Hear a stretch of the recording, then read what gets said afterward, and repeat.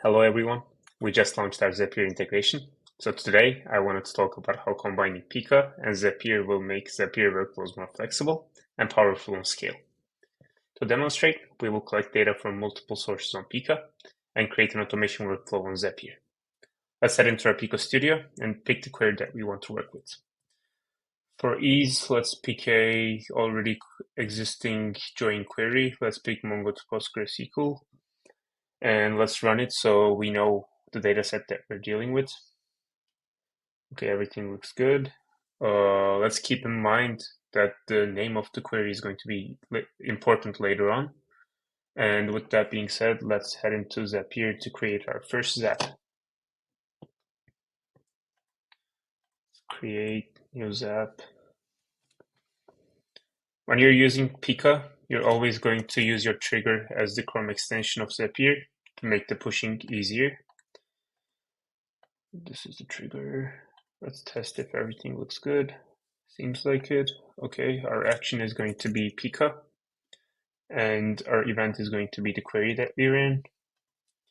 I'm already signed in. Now the Peaka query, as I mentioned before, is the Mongo to Postgre. Let's test it out.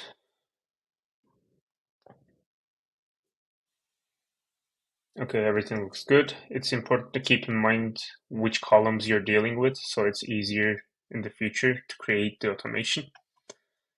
Let's integrate the loop function of Zapier, because if we don't integrate this, we're only going to ingest one row of data, but with the loop, we can ingest as many as we want. The values are going to be suburbs, which corresponds to our suburbs row. The country is going to correspond to our country row. And as you guys can guess, the city is going to correspond to our city row. Let's test this step. Everything looks good. Now I want to export this into Google Sheets. But before we do anything here, let's head into Google Sheet and make sure that we have the right environment to ingest data. Let's create a new spreadsheet. Let's call it Peaka Zapier.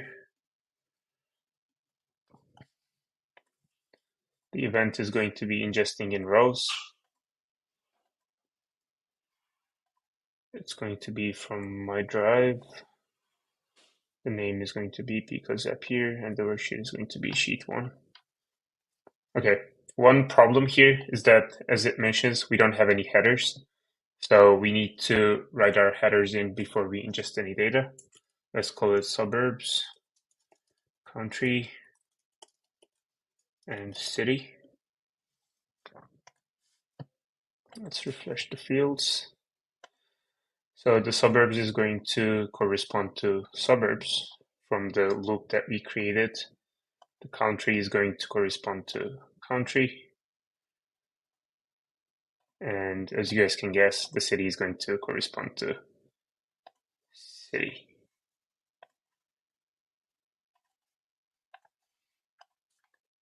Let's test if everything looks good. Seems like it, so we can publish this.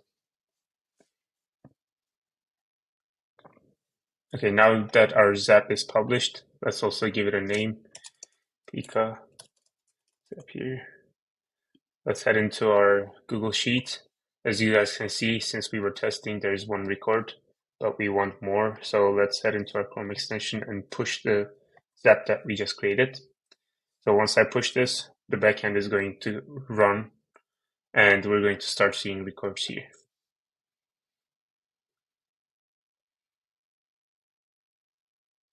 We've ingested 50 records, so it's going to take a little time for it to ingest all the data. But in the meantime, I'm going to be making a lot of use cases where Peaka can be used with different kind of Zapier automation workflows. So stay tuned, and I'll see you guys later.